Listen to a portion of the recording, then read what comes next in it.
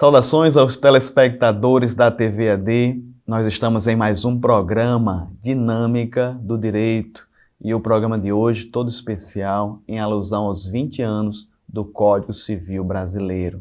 É uma legislação importantíssima que rege desde a personalidade, as sucessões, responsabilidade civil, enfim, um dos pilares do nosso ordenamento jurídico. Para tanto, nós estamos aqui com o professor, advogado, Dr. Emanuel Antas. Então, um programa todo especial. Não sai daí, voltamos já.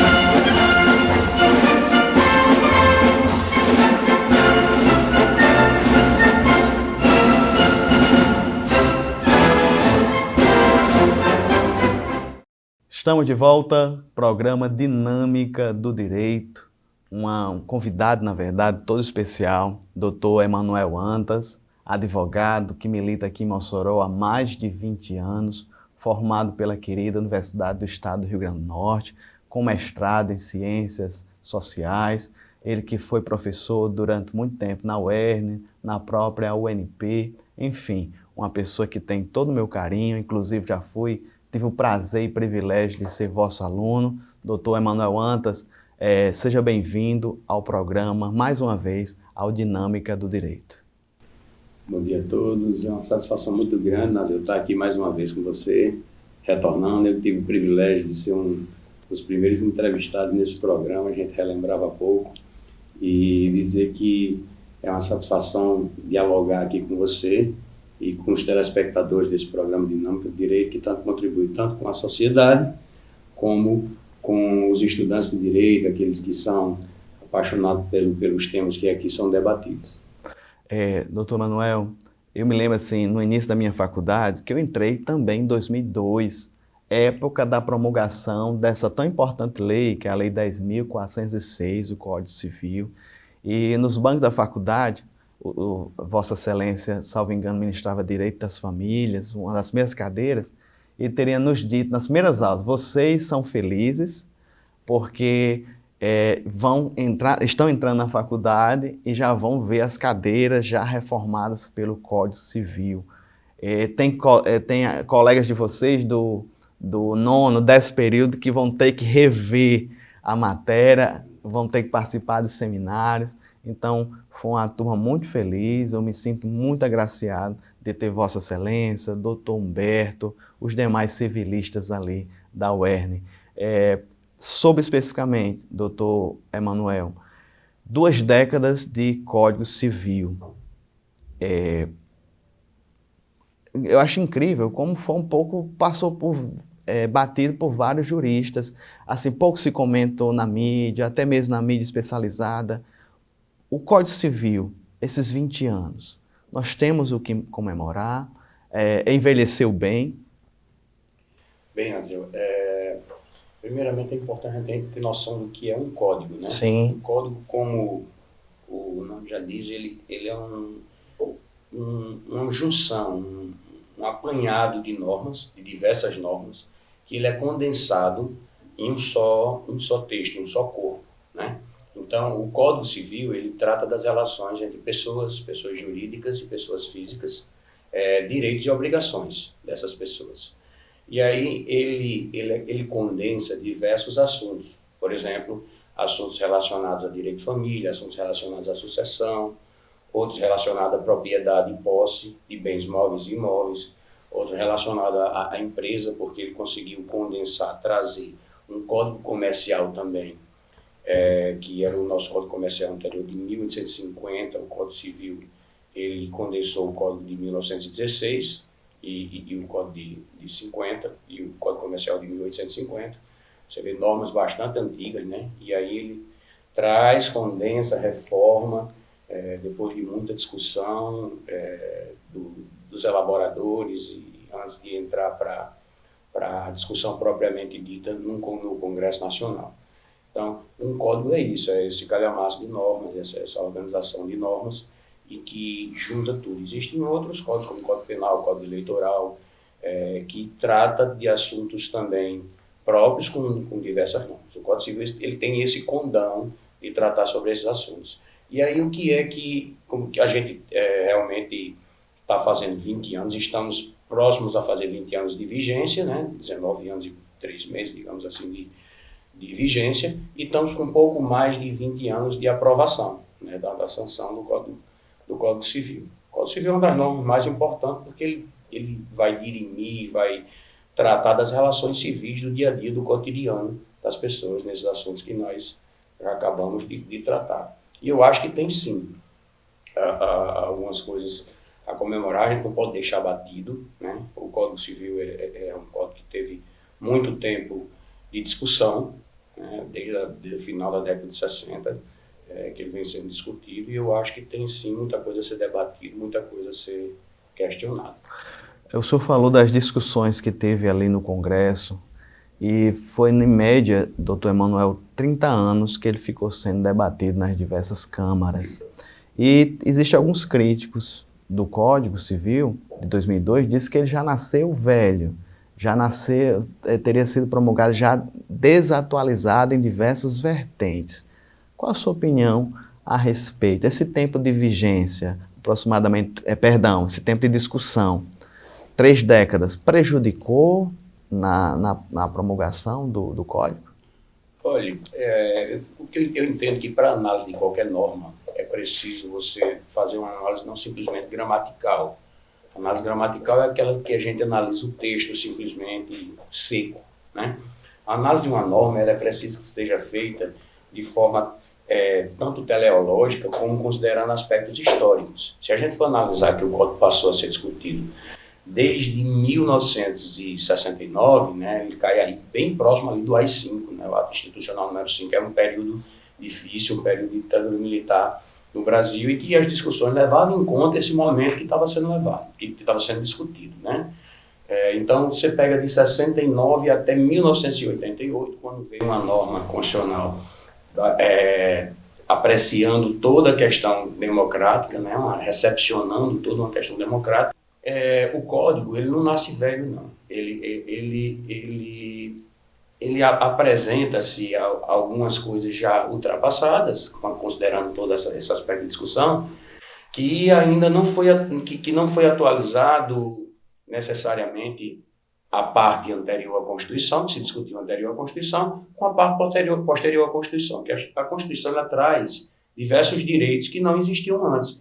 Quando você passa a discutir um código com a Constituição vigente, você discute de determinada forma. E no meio dessa discussão, digamos assim, que foi feita encampada, presidida pelo professor Miguel Reale, um jurista de escola do nosso ordenamento.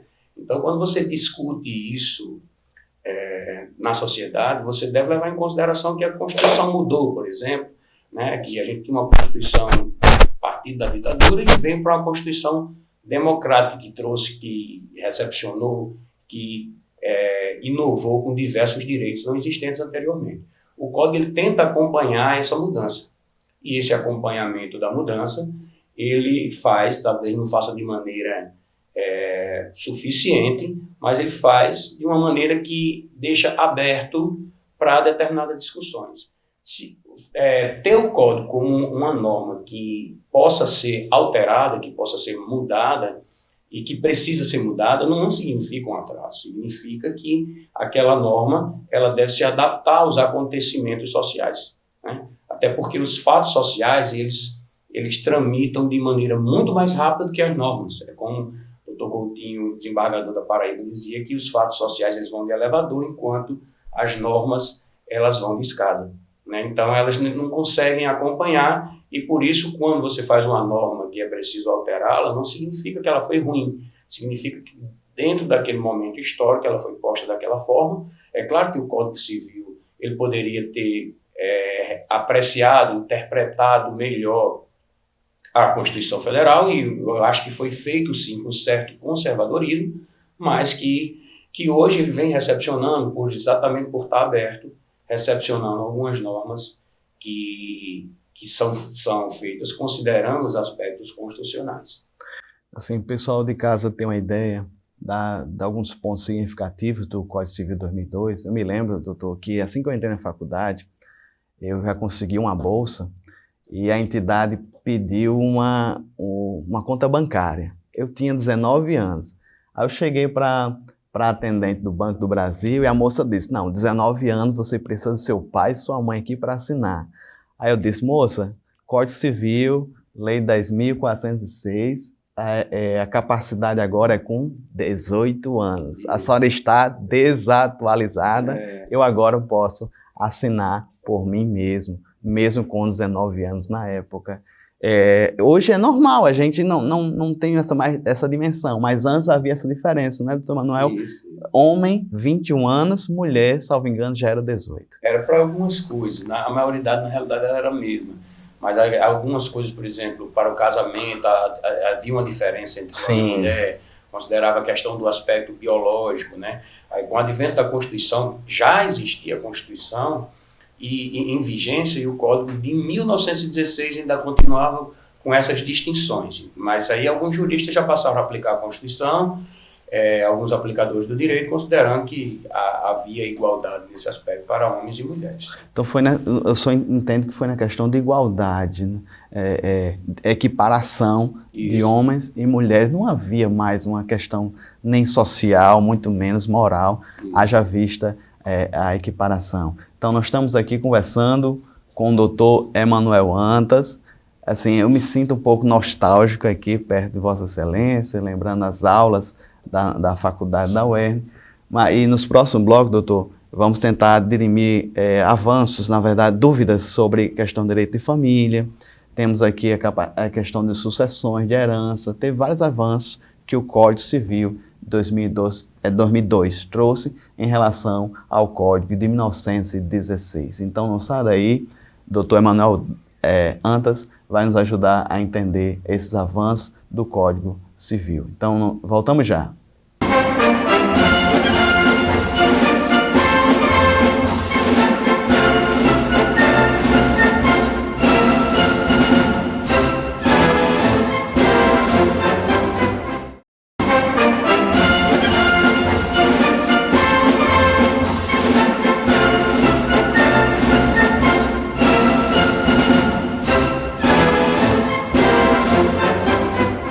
Estamos de volta, programa Dinâmica do Direito, aqui com o doutor Emanuel Antas, advogado, professor universitário, nos ajudando a entender os 20 anos de promulgação da Lei 10.406, o nosso Código Civil.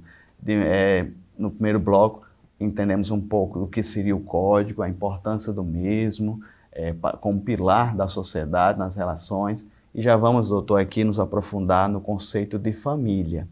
O Código 16 tinha uma noção muito patriarcal, o homem como cabeça da entidade familiar. E eu queria entender agora, com a ajuda de Vossa Excelência, quais foram os avanços do Código de 2002. Olha, com relação ao Código 16, inegavelmente diversos avanços, né? O aspecto temporal, a gente já percebe que de 16 para 2002 não tinha como não ser considerado um avanço. É claro que o Código de 16 já havia alguns pontos de reforma, né, de alteração, mas o aspecto do Código propriamente dito, todo o arcabouço, ele veio realmente a modificação só em 2002, com vigência em 2003. Mas, assim, as evoluções, elas são inúmeras, né? De aspectos tanto familiares, como aspectos de sucessão, aspecto de propriedade, aspecto de capacidade, como você mesmo falou no bloco anterior, a questão da maioridade civil ser considerado, em vez de 21 anos, para 18 anos, e a emancipação, por via de consequência, passou a ser com 16 anos. Então, os atos da vida civil hoje não podem ser realizados com pessoas com 16 anos. Né? A questão do casamento também, a autorização para a idade, isso levou em consideração a formação das pessoas, a maturidade das pessoas acontecendo mais cedo, diante das informações. Né? Quem tinha 20 anos antigamente tinha uma cabeça, tinha uma forma de se comportar perante a sociedade, e hoje Evidentemente, de 2002 para cá, já foi verificado que essa forma de apreciar isso é bem diferente. Outros aspectos também muito relevantes que a gente pode levar em consideração são questões não só de capacidade, como a gente já falou, mas também aspectos de aquisição de propriedade, aspectos sucessórios, a união estável, reconhecida no Código Civil como uma instituição que deixando, todavia, o Código Civil ele traz essas normas, mas como diz, ele traz de uma maneira genérica, ele expõe, ele explana, e como se fosse um alicerce posto, sabendo, ciente de que algumas alterações podem ser feitas nesses campos, né? Então, assim, coloca toda essa questão de evolução, algumas mudanças próprias, significativas, mas considerando que outras mudanças também podem advir através de normas até para revogá-lo, para complementá-lo, e isso também vem sendo feito de 2002 até aqui. Doutor, nesse bloco, especificamente a questão do direito de família, me corrija se eu estiver errado, mas um dos princípios do Código de 2002 é a questão da igualdade. Havia muita diferença entre mesmo nas relações familiares. Por exemplo, existia a figura do chefe de família, normalmente a figura do patriarca, do pai. Até mesmo entre os filhos havia uma certa diferença. Filho fora do casamento e filho dentro do casamento. Esse raciocínio, doutor, esse princípio, essa máxima da igualdade, realmente foi levado em consideração? Esse aspecto já foi trazido pela Constituição Federal, né? A Constituição de 1988, ou seja, o Código só veio em 2002 e ficou o legislador com esse limbo, digamos assim, de vários anos, aí, de mais de 10 anos, aí, 14 anos, né, para você adequar essa situação quando uma norma ordinária como o Código Civil de 16 dizia determinadas coisas e o Código Civil de 2002 ele dizia outras, mas tendo a Constituição no meio dizendo que privilegiando essa questão da igualdade. O patriarcado é um problema que pode ser esmiuçado ainda em outros programas. O nosso país ele possui diversas pechas, diversos percalços causados pelo racismo, patriarcado, mas além disso, o legislador hoje ele pouco procura colocar isso na norma em virtude da recepção da Constituição a esse princípio da igualdade entre homens e mulheres, né? Então, com a igualdade entre homens e mulheres, o Código ele teve de recepcionar toda essa situação também, mas passando por essa discussão. Hoje em dia, é claro que os direitos, sendo os direitos iguais, as mulheres hoje têm e devem ter total direito de buscar, e não só igualdade, como conquistas também inéditas, né? No campo do direito de sucessões, ainda seguindo, pegando o link da pergunta anterior sobre essa diferenciação dos filhos, eu percebo no Código de 2002, doutor Emanuel, que não existe diferenciação. Filho reconhecido, herdado da mesma maneira, filho fora do casamento, da mesma maneira. Como o senhor viu, o senhor que estudou no Código 16, eu não cheguei a estudar, o senhor lembra se realmente havia essa diferenciação? Lembro sim. Quando eu estava fazendo a prática jurídica, faz um tempinho, mas não faz tanto tempo assim não. Mas quando estava fazendo a prática jurídica, eu recebi, como uma das primeiras pessoas que eu atendi, foi exatamente na certidão de nascimento, filho espúrio, né? E tinha essa nomenclatura, filho fora do casamento, e você constava, o Estado colocava ali como filho espúrio. Com o advento da Constituição de 88, filho passou a ser filho, não há diferença se é filho fora do casamento, se é filho dentro do casamento. A herança ele vem da mesma forma, os direitos a alimentos, direito de filhos também vem da mesma forma, não há diferenciação quanto a isso. Existe um aspecto de atraso no Código Civil de 2002 no que relaciona-se à união estável, porque inclusive o próprio Código ele diverge em 2 artigos lá quando trata de união estável. Um artigo ele dizia que os filhos quando concorria com a esposa, os filhos da esposa quando concorriam com a mãe, ele tinha direito a uma parte igual à mãe. E se o filho fosse fora do casamento, tinha direito a metade que essa esposa tinha, que essa mãe tinha. Isso dava uma diferenciação, se você fosse analisar os artigos de maneira isolada, que um filho ele herdaria a metade do que o outro filho herdaria. Mas já de imediato as aplicações passaram a ser no sentido de que todo filho iria herdar de maneira igual. Mas o código ele traz esse pequeno problema, esse pequeno defeito, que o aplicador do direito ele deve analisar no momento que está apreciando a norma, no momento que está aplicando a norma. É para isso que serve. A norma ela é estática, né? Ela diz algumas coisas, mas ela não fala por completo. Então a aplicação do jurista ela é fundamental, a interpretação do jurista ela é fundamental, e assim tem sido feito com os tribunais, até de maneira, às vezes, um pouco exagerada, né? Alguns falam até em ativismo judicial, que diz que isso aqui não foi previsto na norma e não há legislação para esse assunto, e há uma decisão desse assunto, como, por exemplo, nas uniões estáveis ou não afetivas. Doutor Manuel, só a título de curiosidade mesmo, eu percebi que já tinha uma Constituição de 88, que tinha avançado bastante, mas vocês estudavam pelo Código de 16, né? Nos bancos da faculdade. Como é que era na época, na hora assim da aula? O professor fazia essas observações, dizia esse artigo aqui não está mais vigendo. E como é que era assim na sala de aula estudar pelo um código já 14 anos atrasado da Constituição? Como é? Tinha a questão de um dote, por exemplo, né, no Código Civil anterior, questão do dote para o casamento, foi uma coisa que ficou em desuso. Tinha questão a questão da traição dentro do casamento também, que perdia o direito aos bens, abandono de lar. Tudo isso acabou, porque hoje o relacionamento ele não precisa ser justificado. Muitas pessoas perguntam, ainda nas consultorias, a gente que é advogado, a gente sabe, mas ela abandonou o lar, então ele abandonou o lar, então ele não perde direito aos bens? Não perde, isso não é feito nenhuma diferenciação por isso não. O que importa é que tenha sido construído em conjunto, né, pelo casal. Se o casal construiu junto, as formas com que o casamento vai ser desfeito, se é por falta de amor, que são as maiorias do casamento hoje, deve ser considerado assim, desfeito por esse motivo.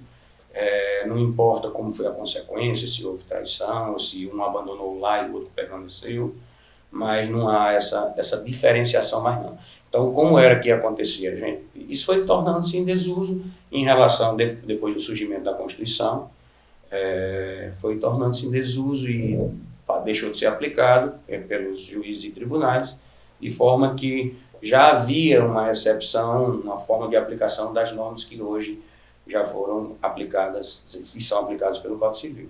Muito bem, estamos conversando aqui com o doutor Emanuel Antas, advogado, professor universitário também, entendendo os avanços que o Código de 2002 apresentou na sociedade e até hoje nos impacta direta e indiretamente. Então, no próximo bloco, doutor Emanuel, vamos também olhar, refletir sobre a responsabilidade civil, os avanços que o novo Código, na época, né, a Lei 10.406, trouxe para nós. Então, não saia daí, voltamos já.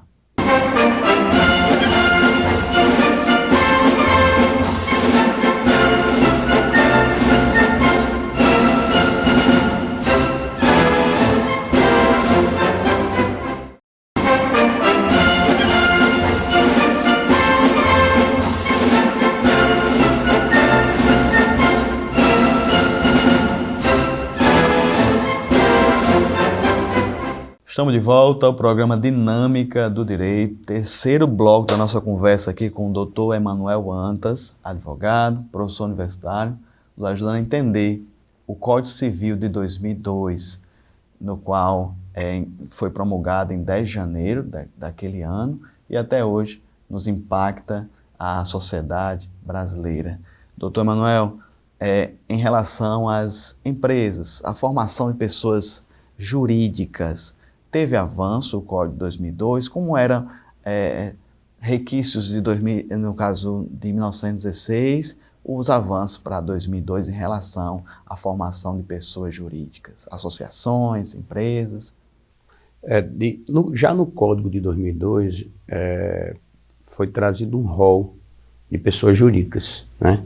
E algumas alterações foram feitas quanto à questão, por exemplo, de entidades religiosas, foram postas como pessoas jurídicas, e partidos políticos. Eles entraram logo depois da vigência do Código 2002. Mas atualmente, muito recentemente, acho que 2019 para cá, foi feita uma norma muito significativa, uma norma importante que fez alterações essenciais no aspecto de aberturas de empresa, né? A gente que advoga em direito civil sabe da dificuldade que se tinha para a exclusão de um sócio, por exemplo, ou então para a recepção de um sócio, para a abertura de uma empresa. Então, tem uma norma que alterou significativamente essa parte da pessoa jurídica, por exemplo, no Código Civil, e também no Código Comercial, como já falei. O Código Comercial de 1850, algumas normas do Código Comercial foram confirmadas por essa nova lei agora, né?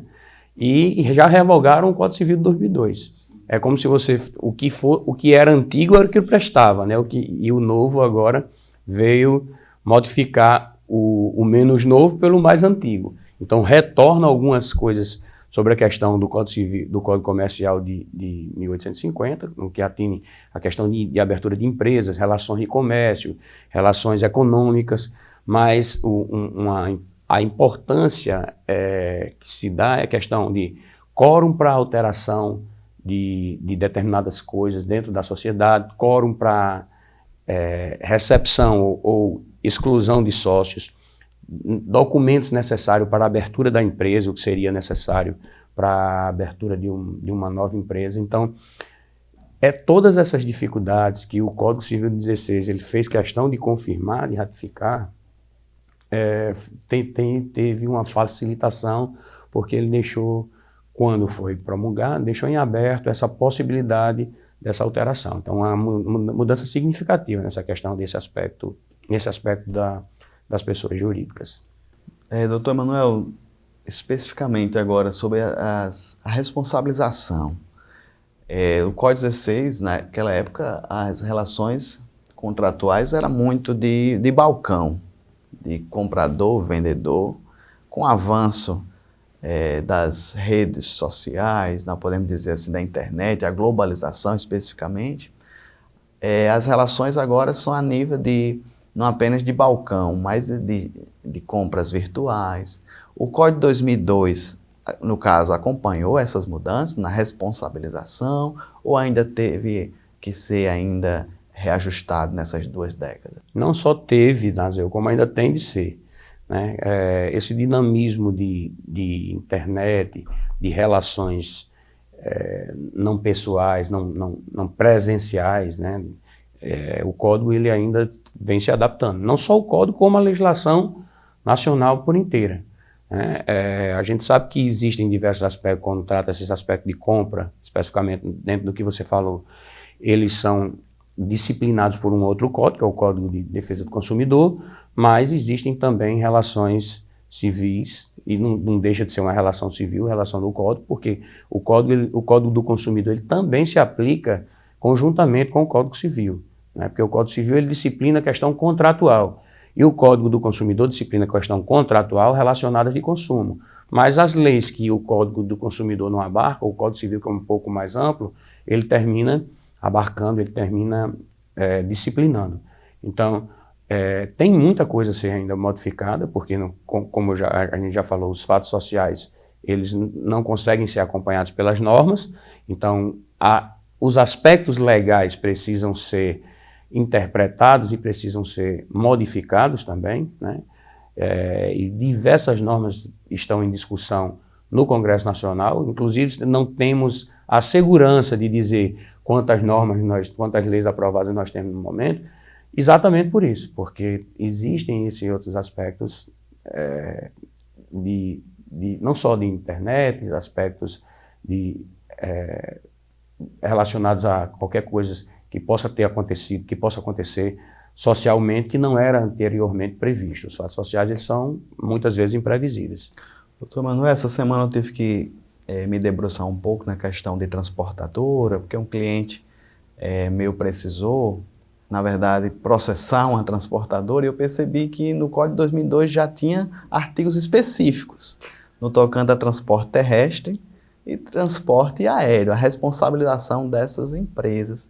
O 16, nos bancos de faculdade, eu acredito que o senhor não, acho que não previa, porque as relações eram diferentes, os transportes eu acho que era mais regionalizado e não precisava de tantos. Tinha no Código 16, tinha no Código 16 algumas previsões, e até no Código Comercial também, essa questão de transporte, né, relações mercantis e tal. Mas o Código 2002, ele recepciona determinadas situações e ele já tem também alterações pelo Código do Consumidor e também pelo Código, e também pelas alterações no próprio Código 2002. Assim, eu achei interessantíssimo esse aspecto. É bem verdade que um facilitador nosso é a questão das jurisprudências. Eu acredito que o Código 16, de 16 para 2002, eu acho que os senhores, para peticionar, têm que recorrer muito à jurisprudência, É verdade. para tentar tapar essas brechas nesse sentido, é verdade, professor? Eu já comecei a advogar nas portas da vigência do Código 2002, quase, né? Mas além disso, até hoje a gente precisa recorrer à jurisprudência, sempre é preciso recorrer porque a lei, como eu já falei, ela é seca, né? Ela diz aquele texto, mas ela está à margem, dá margens a interpretações. Mas essa interpretação é bom que se diga que ela parte inicialmente do advogado, que é quem faz a petição inicial, quem provoca, quem busca o direito, né, quem é o representante do jurisdicionado.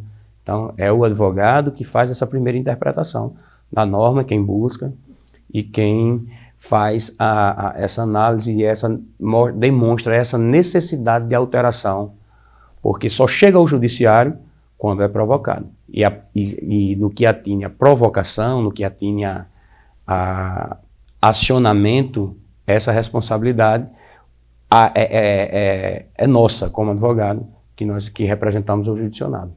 Só aqui abrindo um parênteses, professor Emanuel, porque tem alguns nossos telespectadores que não são da área, então defina aqui, me ajuda a definir jurisprudência para quem não é da área jurídica. Em uma linguagem simples, jurisprudência é um conjunto de decisões, né? A gente analisa como os tribunais vêm decidindo, como é que os magistrados vêm decidindo, mas eminentemente dos tribunais superiores. A gente analisa como os tribunais vêm decidindo, como é que os tribunais vêm interpretando aquelas normas e, em razão disso, dessa análise, a gente utiliza isso porque é uma fonte do direito, né? Jurisprudência junto com doutrina, junto com lei, é também considerada uma fonte do direito, pelo menos para a maioria dos juristas. Muito bem. Estamos conversando aqui com o doutor Emanuel Antas. No próximo bloco, doutor Emanuel, vamos para as considerações, mas já alertando aqui, o senhor vai ajudar no último bloco a entender essa plasticidade, essa adaptabilidade que o Código Civil 2002 teve, que até hoje está ainda abarcando e, no caso, influenciando a sociedade brasileira. Então, não sai daí, voltamos já.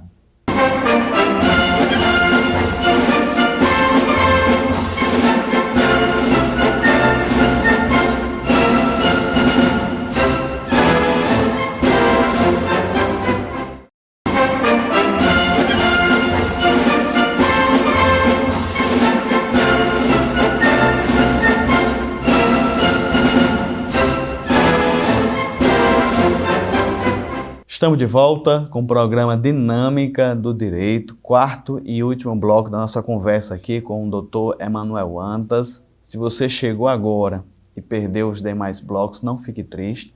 Semanalmente nós colocamos, Dr. Emanuel, nossos programas no YouTube e o programa com o Dr. Emanuel não vai ser diferente. Inclusive o programa de 2016, que no caso o Dr. Emanuel fez conosco, eu acho que foi em março de 2016, também ainda hoje está na nossa biblioteca, e esse aqui com certeza estará lá com a temática dos 20 anos do Código Civil de 2002.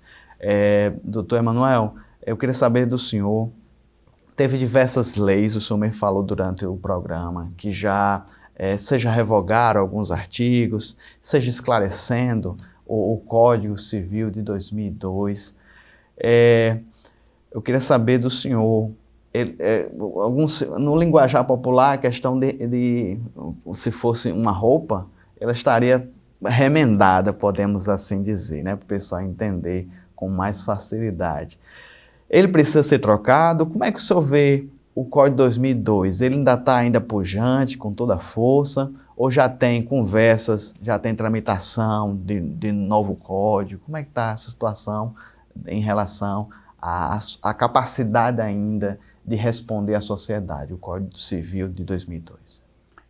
Olha, quando a norma sofre alteração, Nazil, não significa que ela é uma norma que não servia ou que não serve à sociedade porque ela está alterada, né?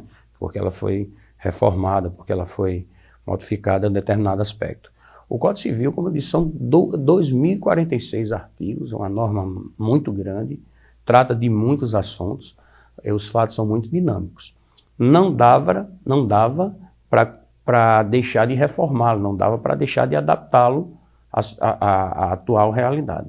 Então, assim, a discussão sobre um novo Código Civil, ela é muito frágil, né? O que a gente se depara hoje é a necessidade de realmente fazer a adaptação desse. Como eu já falei, o professor Miguel Reale, ele teve a preocupação de colocar um código que realmente pudesse ser alterado, porque seria muita presunção de um legislador pôr para a sociedade um código que não pudesse ser alterado. Então, nesse código, diversas alterações foram feitas e precisam ainda algumas serem feitas. Por exemplo, se a gente for analisar a questão, a gente falou aqui a questão de sociedade, a questão de união estável, a questão do casamento, a questão da maioridade civil, existem normas muito novas que alteraram o Código Civil, levaram em consideração para reuniões de condomínio, reuniões de pessoas jurídicas, que é através da videoconferência, né, levou em conta a pandemia, normas de 2022 que alteraram também o Código Civil, não só essas normas novas, mas desde que o Código ele passou a ser vigente, vem tendo alterações pontuais e algumas outras significativas. Se a gente analisar, por exemplo, o Estatuto da Pessoa com Deficiência, ele alterou diversas normas do Código Civil. Ele trouxe um benefício muito importante, que é colocar a pessoa com deficiência, dar a ela uma dignidade, mas, por outro lado, o legislador ele acerta em determinados momentos, quando traz essa dignidade, e até prejudica um pouco a pessoa com deficiência quando atinge a questão da prescrição, por exemplo, que não corria contra a prescrição para aquisição de um imóvel de uso capião, não corria contra um incapaz. E hoje em dia passa a correr, né? Porque a norma ela alterou essa questão da incapacidade absoluta, e só é incapaz absolutamente hoje quem tem menos de 16 anos.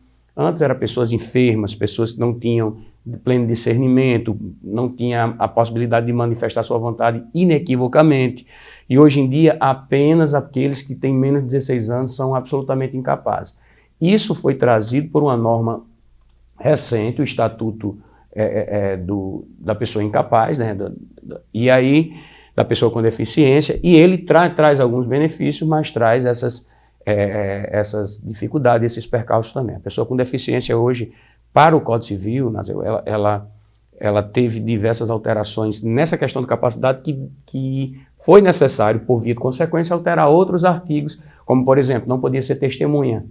E isso altera até o próprio Código de Processo Civil, né? E essas pessoas hoje, surdos, mudos, pessoas com deficiência visual, elas conseguem ser testemunhas sem maiores problemas. Então, assim, há uma visão na dignidade da pessoa humana, né, que, por outro lado, termina por prejudicar determinados pontos, como a pessoa hoje tem que ter um curador atento a esses aspectos, né, como, por exemplo, de aquisição da propriedade de uma pessoa que tem deficiência, de uma pessoa que não está atento a essa questão de alguém ocupando um imóvel dele. Hoje em dia, a prescrição aquisitiva para o uso capião, por exemplo, ela corre contra o incapaz.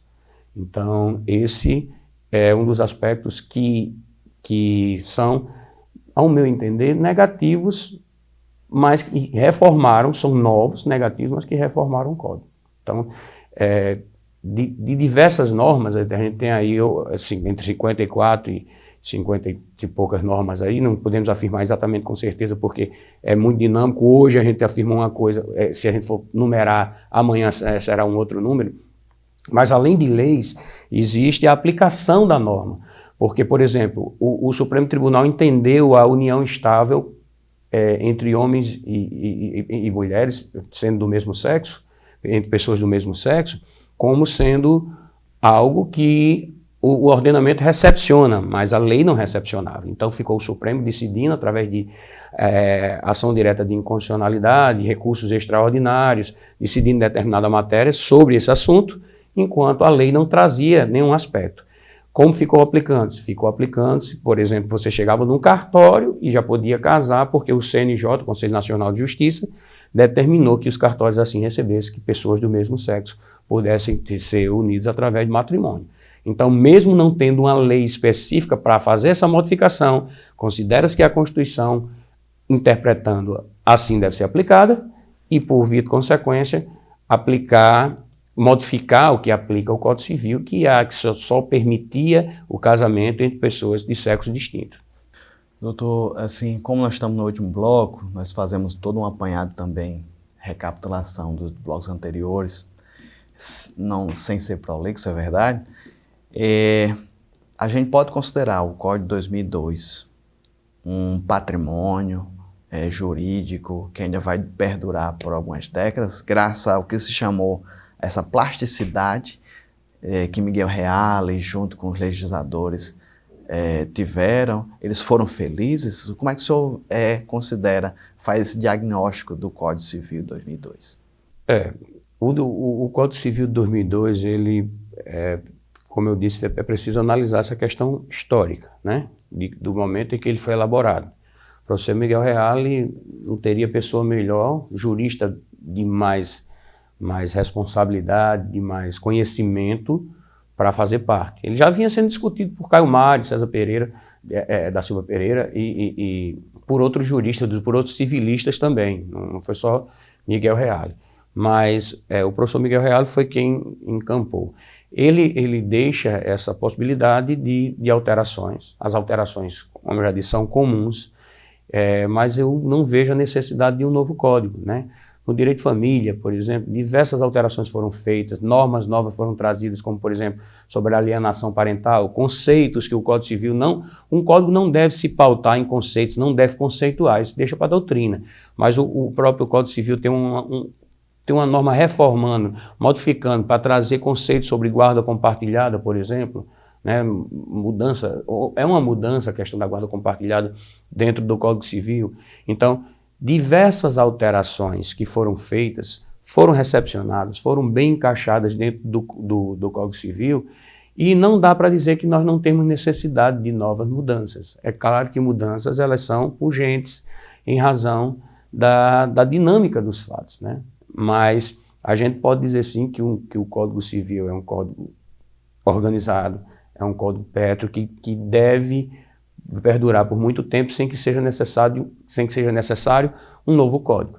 Mas também é preciso perceber que, para se adaptar à atual realidade, ele já vem bem reformado, bem alterado, né? Isso aconteceu com o Código de Processo Civil, que era de 73, né? E a gente já em 2015 foi necessário alterar o Código de Processo Civil, que ele já vinha com diversas reformas, diversas emendas, digamos assim, retalhos, como você falou aí, mas que foi necessário fazer um novo Código de Processo Civil. Assim é o Código Civil também, mas o Código Civil ele não tem essa necessidade, porque ele vem se adaptando bem, exatamente da forma como ele foi posto, prevendo essa possibilidade de alteração. O Código Civil ainda há de perdurar, com necessidade de mudanças, com a necessidade de normas. Às vezes você faz uma norma, é aprovada uma norma que não se sabe, Nazeu, sequer se ela teve a intenção de reformar um artigo lá do Código Civil, de alterar um artigo do Código Civil.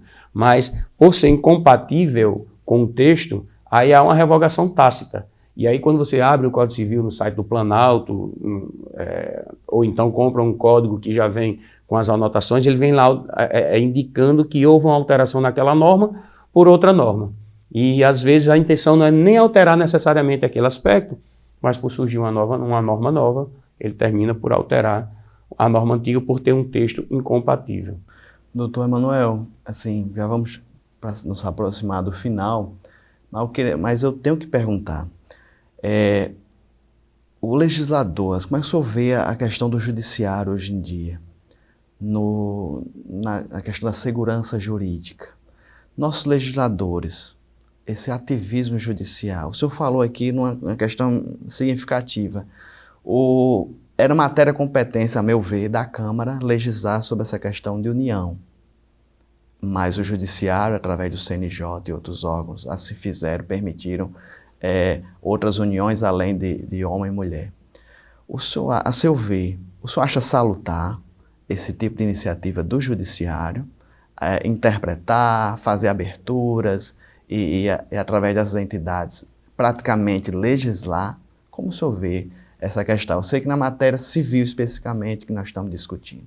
Mas não deixa de ser também, né? Não é propriamente civil, mas não deixa de ser. A aplicação do direito, ela é feita não pelo legislador. Montesquieu se responsabilizou lá em trazer essa divisão dos poderes, disse como era que deveriam funcionar, pode ser harmônicos e independentes entre si, os poderes realmente são independentes. Mas é importante que a atuação de um poder seja em consonância com o outro, analisando como o outro vem fazendo. E eu acredito que quando o poder legislativo falta, quando a lei falta, o judiciário ele não pode ser omisso, ele não pode afastar a jurisdição. A prestação jurisdicional ela é obrigatória. Então, existe um princípio constitucional que é ilegal, que é o da inafastabilidade da jurisdição. O judiciário ele é obrigado a dar uma resposta que está sendo solicitada pelo jurisdicionado. Então, quando você solicita do judiciário uma resposta que a lei não tem essa resposta, o judiciário não pode dizer que não vai responder. Então, ele vai aplicar princípios gerais de direito, vai aplicar uma determinada norma. No caso do Supremo Tribunal Federal, que pelo menos em tese, surge para isso, tem um escopo nesse sentido, guardião da Constituição, o Supremo ele tem de aplicar a Constituição Federal, interpretar a Constituição Federal, mesmo que não tenha uma norma ordinária disciplinando. Então, essa questão de ausência de norma é um comprometimento que o legislativo é quem tem de ter. A gente tem poucas leis? Não. Nós temos leis até demais. Inclusive algumas casuísticas. Acontece um homicídio, por exemplo, tratando já dessa área, que não precisamente civil, mas um homicídio, para ser mais inteligível para o telespectador, acontece um homicídio de uma criança em determinada situação e por causa dessa situação, desse aspecto, é feita uma norma. Isso, às vezes, é muito prejudicial, porque a norma é feita para um caso específico e a norma ela deve ser geral, abarcando, considerando que o país é um país de dimensões continentais, que aquilo não acontece em todos os lugares e todos os rincões do país. Então, as normas elas devem considerar os fatos sociais, mas não exatamente um fato determinado. E é por isso que o legislativo, ele, quando for aplicar suas normas, deve levar em consideração os aspectos sociais, na realidade, elaborar as normas, deve levar em conta os aspectos sociais, os aspectos, os acontecimentos fatos, agora levar em conta também até as decisões judiciais. E vem sendo assim, muitos aspectos foram decididos primeiro pelo judiciário e depois o legislativo tornou norma. Muito bem, estamos terminando nossa conversa aqui com o doutor Emanuel Antas. Doutor Emanuel, meu muito obrigado. O senhor tem os seus compromissos como advogado, como responsável pelos seus clientes. Sob há bem pouco tempo que o senhor não está ensinando nos bancos da faculdade ainda, deu um tempo aí para a sua vida profissional como advogado. Quem perdeu foi a Academia Mossoroense, porque eu testifico, testemunho, o quanto eu tenho Emanuel Antas nas minhas petições ou na minha vida diária como advogado, tem uma parcela de Vossa Excelência, que não apenas na questão de nostalgia, mas pelo grande conhecimento que Vossa Excelência nos trouxe ali nos bancos da faculdade. Em nome da TVAD, em nome do pessoal de casa, o meu muito obrigado sobre explanar esse assunto delicado, a questão do Código Civil de 2002, as diversas adaptações, mas com muita coragem e muita propriedade. Eu que agradeço, Nazir. O tema realmente é um tema fundamental, é importante. todo civilista deve apreciar o Código Civil dessa forma que, considerando alguns aspectos que a gente discutiu aqui, e eu acho que é a norma mais importante que nós temos no direito civil, com diversas outras normas dentro dele, e para mim é sempre uma satisfação estar aqui com você. É um programa que eu acompanho, é um programa que a gente consegue tanto informação como consegue atualização, né? Então eu agradeço aqui, e pelas palavras que Naseu me traz aqui, é com certeza em razão da nossa amizade, e a admiração é recíproca. Naseu, eu fico muito satisfeito em ter estado aqui no início do programa, em março de 2016, e estar aqui novamente agora para tratar desse tema, entre os 20 anos, 19 anos de vigência e promulgação do Código Civil. Muito bem, Emanuel Antas, advogado, professor universitário, que nos ajudou aqui a entender a temática dos 20 anos de promulgação da Lei 10.406, o nosso bom e companheiro Código Civil de todos os dias para quem labuta na área de direito de família, sucessões, responsabilidade civil. Então esse foi o programa Dinâmica do Direito da Semana com o Dr. Emanuel Antas. Permaneça com os eventos, os cultos e até o próximo momento com outro assunto relevante para a sociedade, para a comunidade jurídica em geral. Que Deus abençoe a todos.